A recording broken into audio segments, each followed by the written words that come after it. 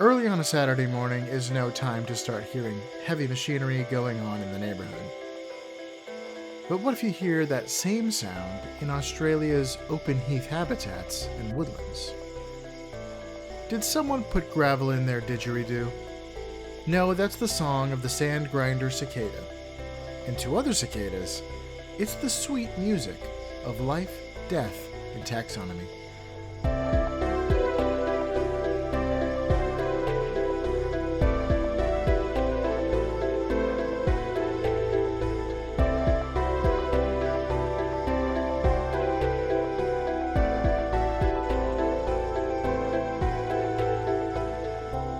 Welcome back to Life, Death, and Taxonomy. It's your 30 minutes of interesting animal information. I'm Joe.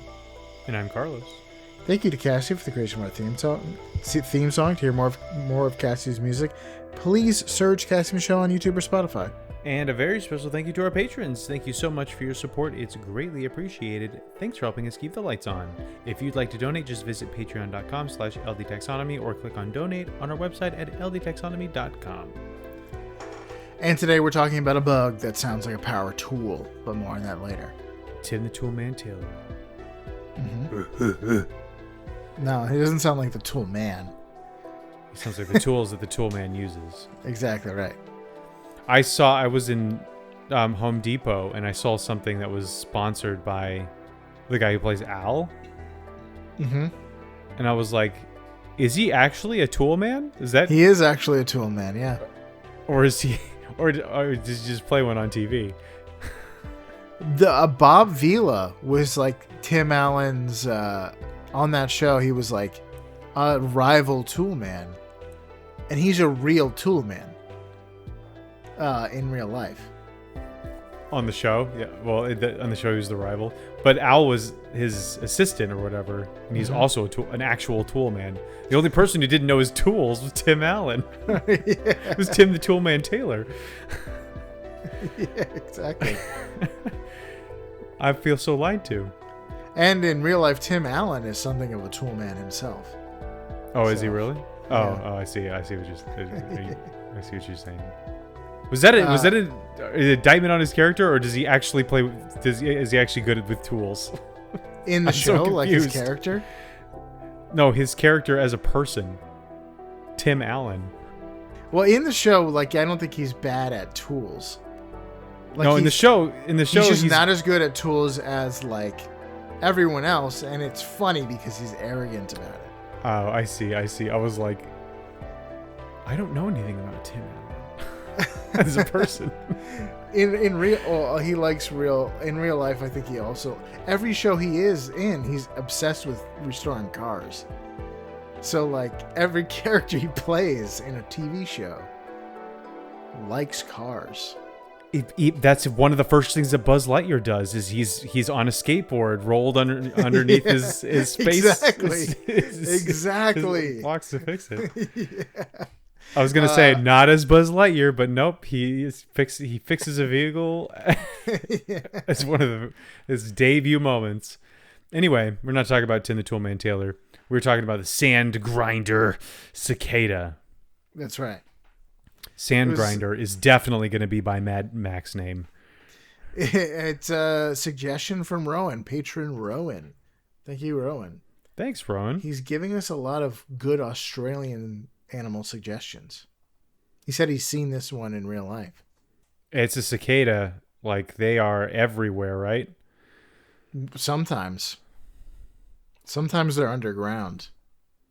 Well, yeah, but when they decide to not be underground anymore, they are everywhere, right?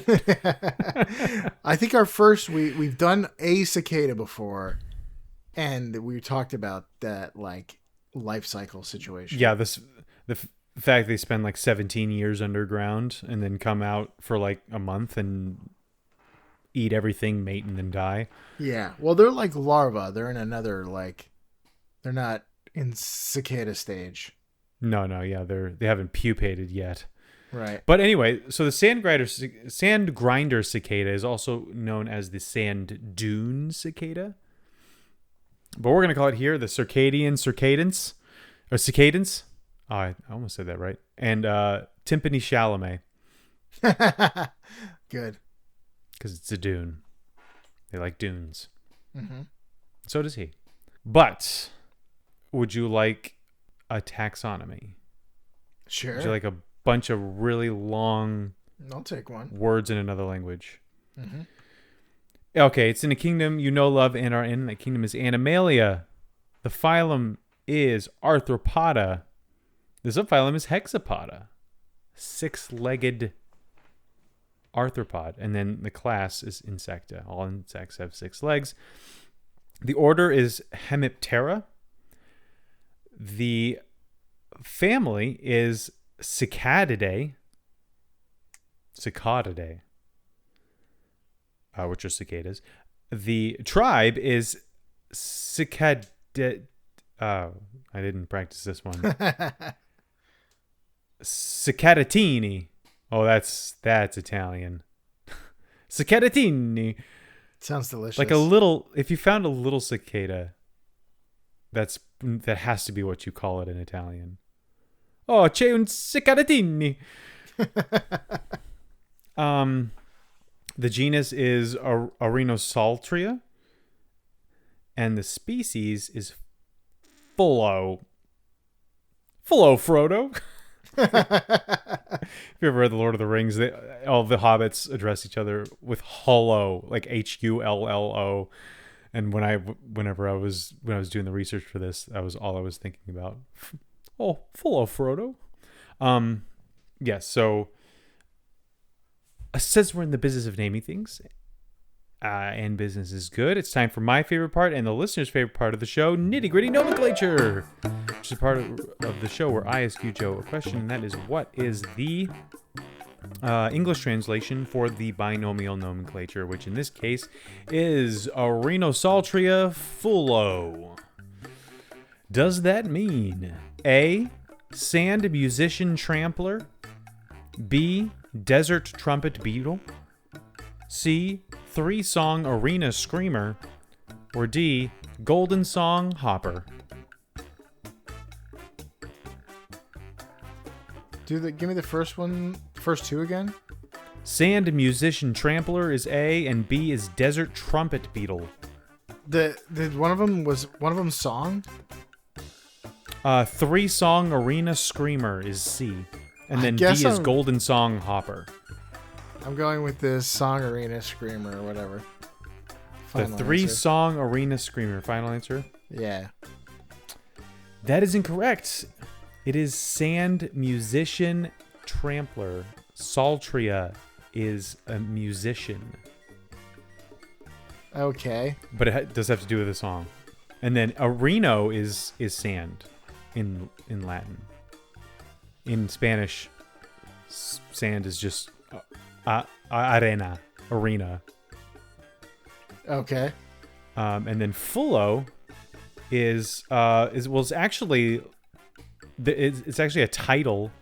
It was a job you had in Roman times as a laundry person, but the primary thing you did with laundry was like to beat it.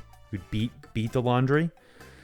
So it was the word for trampling things, or that was what I got from the etymology. So I could have said sand musician laundryman, but I decided to go with a little bit closer to what like the word meant. I understand why you beat a rug, but why would you beat laundry? Ask the Romans.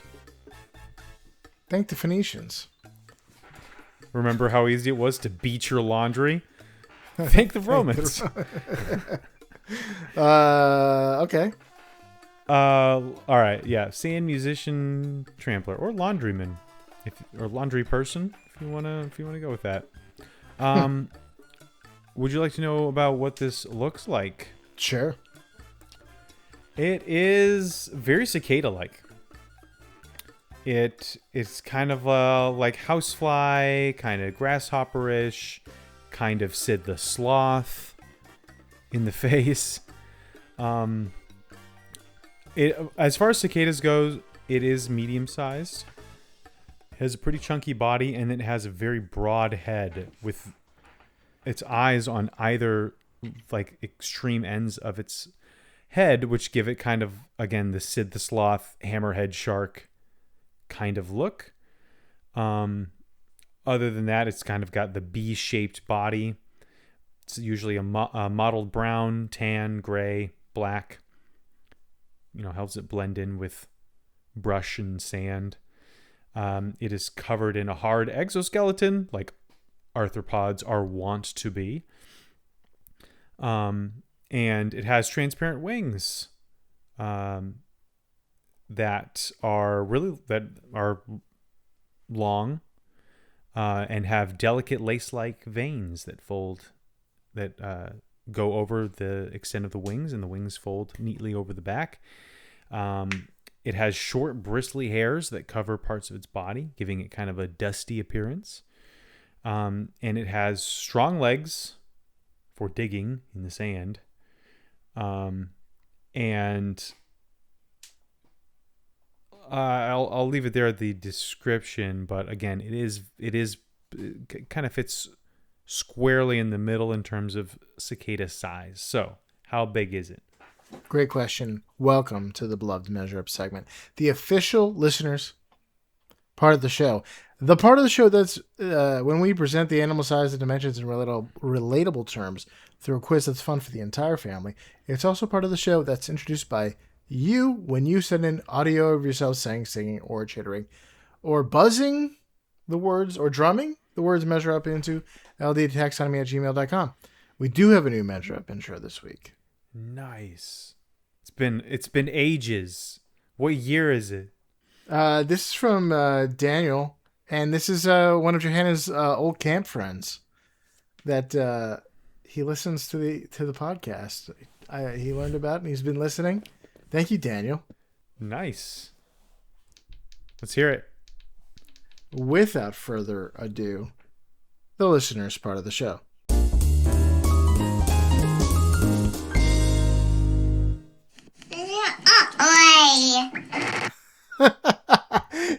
That is not Daniel. Yeah, I was like, that is a very good impression. But the subject line is measure up already, so that's what was being said there. Measure up already. That sounds to me like a progeny of Daniel. Sounds, yes. I would agree with that. It was a little muffled through the mic, but I did hear a high-pitched voice. Measure up already. Measure up, why don't you? Yeah. I like the attitude. Well, let's get this over with. It's apropos because it's been a while. Let's get a new measure up already. I say that to myself every time. Yeah. And now it's happened, and someone said it for me. Thank you, Daniel. Thank you, Daniel. The Daniel family, yes. The Daniel family, indeed. We got a lot of... We're going to have a lot of egg on our face if that actually was Daniel. With some helium or something? Yeah. Or just has that voice. It's like... No, I know what his voice sounds like. Oh, okay, never mind. I don't know if it's like that one pirate, the Pirates 3, where it's like, and so we shall go to war. It's Sisumbaji, that's his name. Nah, he doesn't talk the whole time, but he has this really high-pitched voice. Not the case, unless something different happened to him since the last Unless time something has happened to Daniel.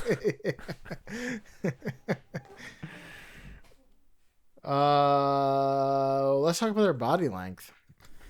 Adult Sandgrinders are about 33 millimeters or 1.3 inches long. The Australian 20-cent coin features a platypus. The coin is one of the largest circulating coins in Australia and is famous for accidentally being mistaken for foreign currency in vending machines. Somebody from Australia is going to have to tell me what that means. How is a vending machine mistaking a 20-cent coin for a foreign coin? Maybe it's the same weight. Does that mean it just is having trouble accepting it? Or, yeah, maybe it has the hard time I don't know. Yeah, you'll have to explain it.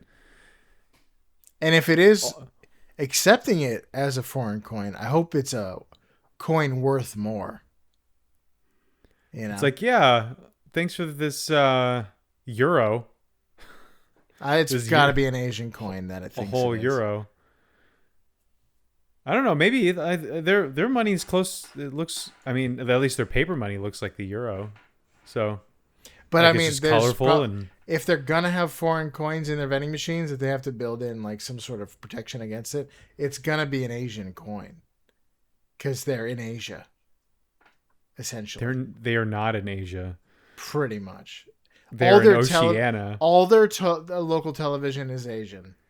They're they're in the same time zone as a lot of Asian countries. If they're catching waves, radio waves that are out from outside of Australia, it's gonna be an Asian. I'm more surprised that their vending machines and coins are still two things that go together commonly in there. Well, anyway, true or false, 1.2 Sandgrinder cicadas go into the diameter of an Australian 20-cent coin. How many? 1.2. So just over a 1-to-1. I don't know if this is correct, but not 1.2, if the coin is a little smaller, it would be 1.2 coins go into the cicada. That's what I mean. Okay, we're doing coins into the cicada. Yeah. Not cicadas into the coins. Correct. I'll go with true, because I think that the coin is a little smaller than the cicada. That sounds like it would make more sense. True. Final answer. Like to have a like a regular coin in circulation the size of a poker chip just seems unwieldy. So go for it. Yep, true. Yeah, the correct answer is true. The coin is 28.6 millimeters across versus the 33 millimeter Sandgrinder. So the Sandgrinder is a 33 millimeter Sandgrinder is definitely what they used during World War II. That's definitely how you take down Stukas. Let's talk about their wingspan. A Sandgrinder's wingspan is about 90 millimeters, larger than the body length, 3.5 inches. The legendary Australian snack known as a Tim Tam was created in 1964. Australians have developed the Tim Tam Slam, in which the cookie is used as a straw, where the innards kind of disintegrate a little bit, like an Oreo cookie, and then the chocolate surrounding holds it all together, and then you eat it, and it's soft. I love Tim Tams. Yeah. Have you ever done a Tim Tam Slam? I've not done a Tim Tam Slam before. You got to do a Tim Tam Slam and some milk. I have slammed an entire box of Tim Tams, though. So I guess that counts. True or false, 3 Sandgrinder cicadas, wingspans laid end to end, are a little bit longer than a standard Tim Tam. So another one that's like 1.2, 1.1, 1.2. 3 cicada wingspans. Yeah. Just 3.5 inches times 3. This foot long cookie. I'm gonna say no. False. The correct answer is false. A Tim Tam is roughly 60 millimeters long. So that would be like a 2/3. Oh, I thought you said 3 cicada wingspans go into the length of a Tim Tam. I'm like, that's a Tim Tam. That's a cookie. That's a right. I did say that. Cookie. 3 cicada wingspans go into the end to end, longer, slightly longer than a Tim Tam. So yes, the false is correct. that'd be huge. You'd have to like pull those Tim Tams out of a quiver, which I'm not opposed to. I didn't know you had a Tim Tam, so that is a perfect. There's your advantage there. You've used one. Well, I've never been to Australia, but I've been given Tim Tams by Australians. I think they're in Canada too. Maybe. I'm thinking of Tim Hortons.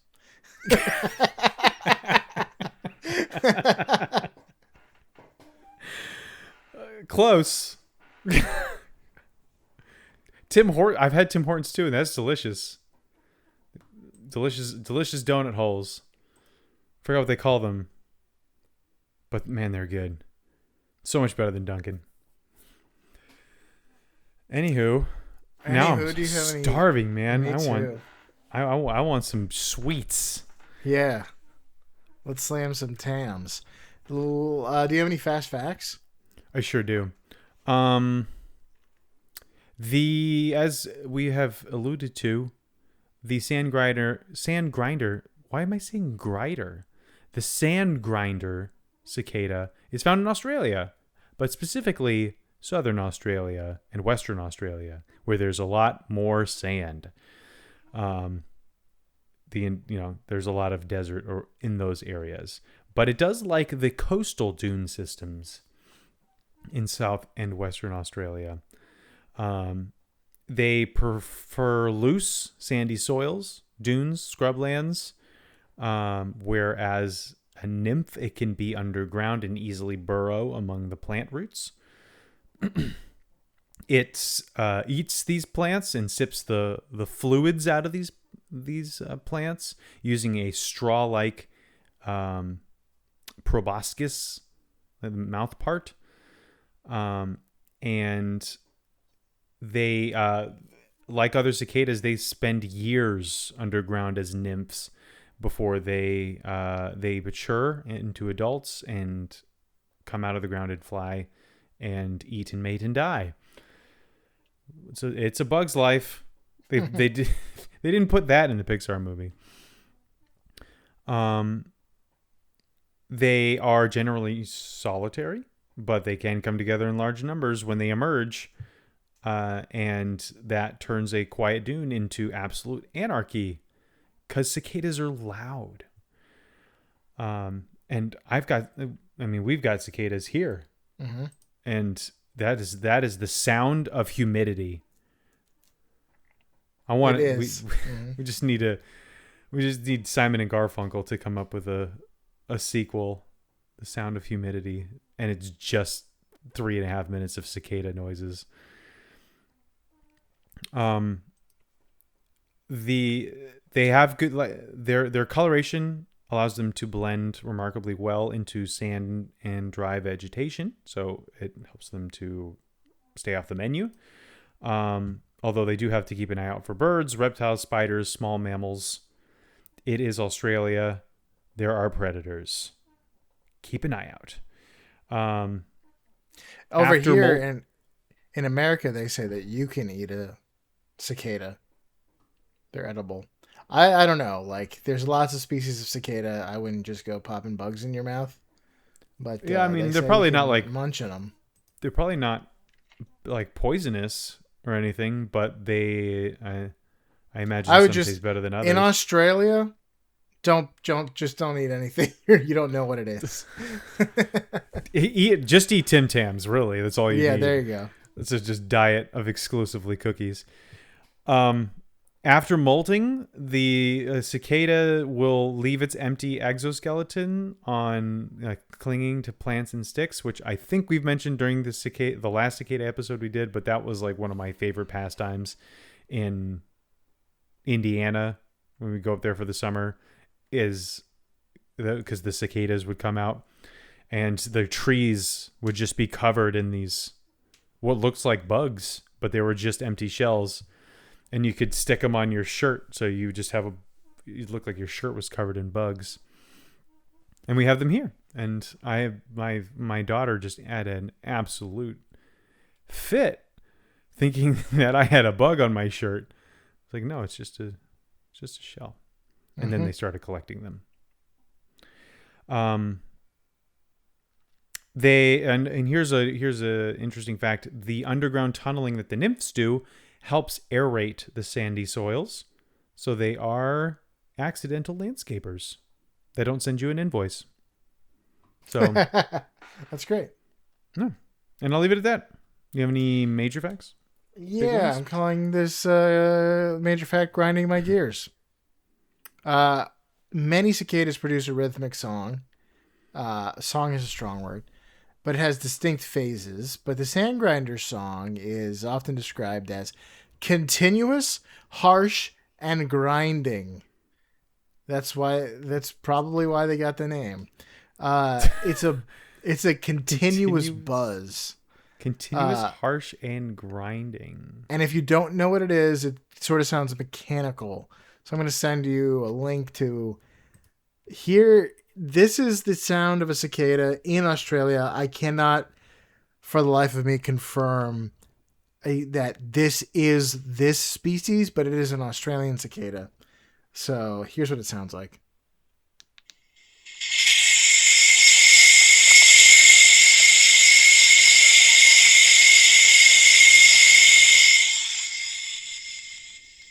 It sounds like people say it sounds like an angle grinder, or like it sounds like maybe like something being scraped on wet cement.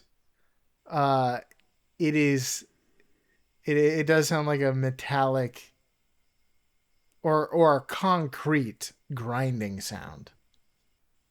That is unpleasant. It is unpleasant. Song is a strong word, I would say.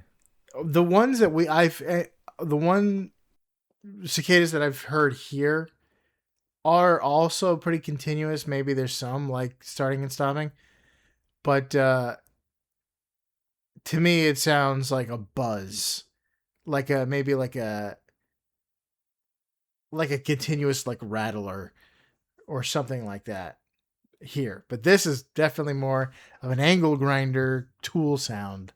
So how does it make the sound? Like other cicadas, males use a pair of structures called tymbals, like cymbals, but Tim Tam style. Tymbals located on the sides of their abdomen. Each tymbal is ribbed. It's a ribbed membrane that acts a bit like a lid of like a metal can. It's like a special there's a specialized muscle that contracts. The tymbal buckles inward with a click and snaps back into shape when the muscle relaxes. This happens hundreds of times per second. The clicks merge into that continuous buzzing sound.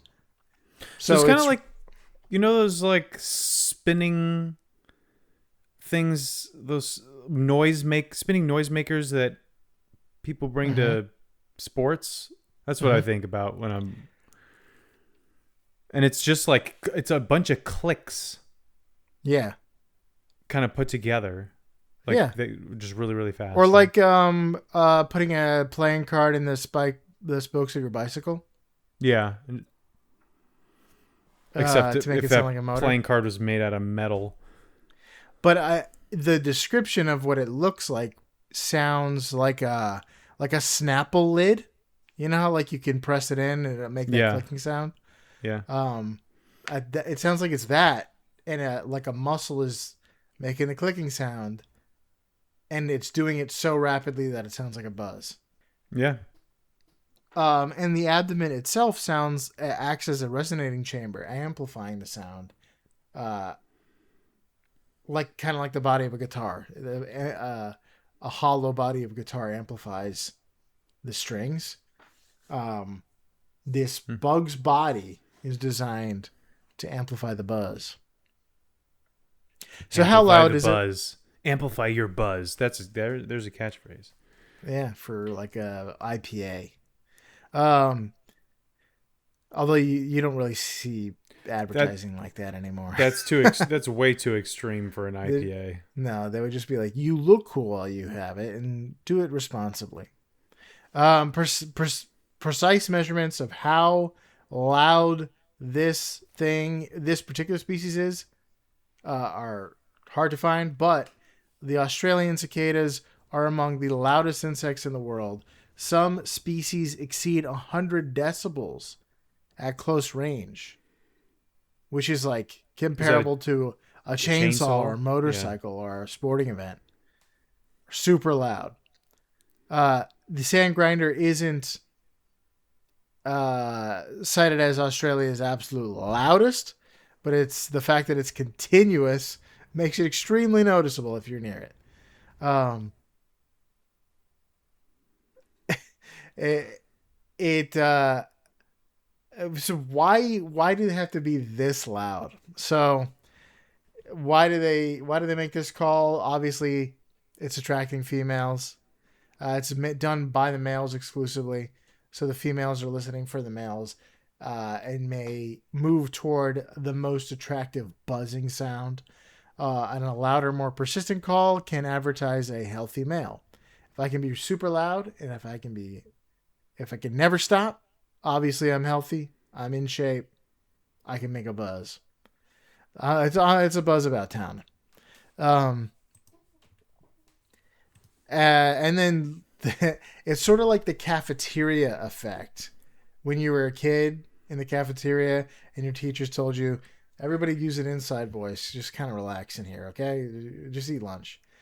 And then it gets louder and louder and louder and louder because all the kids are trying to talk and everyone's trying to talk over each other. So one person gets loud, so you have to get louder to be heard. So if they're The cafeteria competing, becomes a wall of noise. yeah, exactly.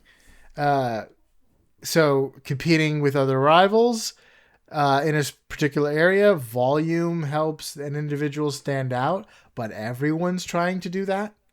So it gets louder and louder and louder for generations and generations and generations. So it's an arms race for volume.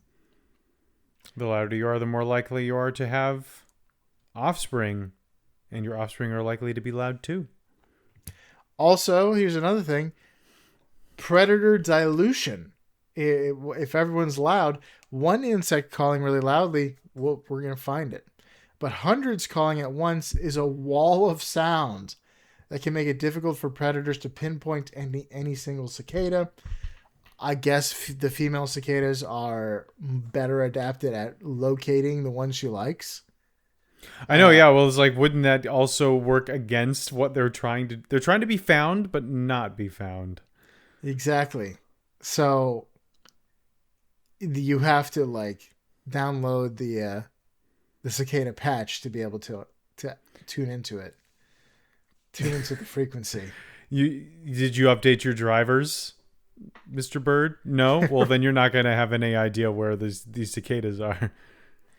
But if for humans and for I assume other mammals and stuff like that, there's a strange like paradox where a really loud cicada sound is hard to locate. You could be standing next to a tree with a cicada on it, um, and you can hear the buzzing, and it sounds like it's coming from every direction because the loud high frequency cicada call is reflecting off trees and shrubs and rocks in the ground, and the sound is just bouncing off of everything and hitting your eardrums from everywhere. So it's like They're throwing their voice. so I don't know if you've ever experienced this with a cicada, but if you are standing near a tree with a cicada in it, you're hearing a loud motorcycle level sound, but it's You can't really difficult pinpoint to it. find the thing that's making that sound. Um, so it's kind of an interesting like paradox of sound, and it's intended for you not to be able to hear it, Not to be able to hear it, but not to find not to be it. able to find it. Yeah, yeah. But unless you're a lady cicada. Yeah, it's interesting. We've talked about the coqui, which is a little frog that lives in Puerto Rico. that has a little chirping sound. And I remember as a kid, like, okay, this plant has one of these. I hear it clear as day coming out of this plant. And for the life of me, I cannot find it. And it's because there were a bunch of them, and I don't know, it was throwing its voice or just making it sound like it was coming from a different direction. But I remember thinking like, wow, I'm terrible at this. I'd be the worst lizard. But I'd be a dead lizard. It's probably the same thing. Where they're trying to attract who they're trying to attract and nobody else. So you've got to be like adapted and attuned to finding it. Which is just crazy to me. How is it impossible for me to find it? But like a bug brain can tune into it, no problem. There are a lot of things that bugs can do that we can't do, despite how That's fair enough. Our clear intellectual superiority. I can't even fly, but I'm so smart. I'm way smarter than a ladybug. Yeah, can you see like 400 different images of the same thing using the same eye? No. What an With idiot. your compound eyes? I'm as dumb as a bug. Dumber. Even dumber. But that's all I got. All right. Well, thank you, Rowan. That was the Sandgrinder Cicada. I can't believe it. It's like it's clicking the top of a Snapple lid 100 times a second. And it just turns into a wall of industrial noise. Yeah. Yeah. Like, all right. Interesting. It's a Sandgrinder. So it's aptly named. I don't know what a Sandgrinder is. If that's a tool, maybe we should ask Tim the Toolman Taylor. I know there's like a sander, and like an angle grinder or something like that. But is there a sand grinder? What are those things called? Where is that just an angle grinder? Where you like it looks like an angle grind, like a thing that spins. It's an orbital sander. Yeah, orbital. Maybe some places they call it a sand grinder. At what point is it sanding, and at what point does sanding become grinding? Good I think question. you grind metal. That's deep, bro. You sand everything else. That's deep. Now we're getting into genres of abrasive tool use. Abrasive tool use. And you know how much I love genres. All right, so that's the Sandgrinder Cicada. For you out there in Podcastia, aerate your local patch of sand, sip some delicious plant fluids, and drum it out on the dunes like the Sandgrinder Cicada here in life, death, and taxonomy.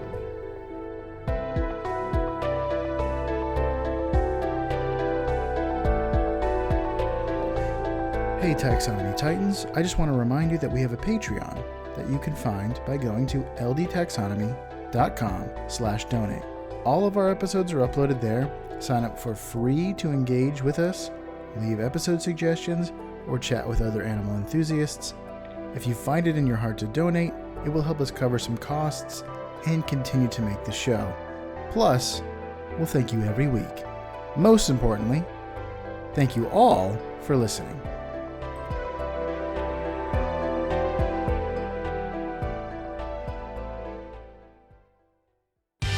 Life, Death, and Taxonomy is my favorite in the world podcast. Play that industrial metal. Yeah. Like, what do they call it? That's what they call the Doom 2016 music is industrial metal.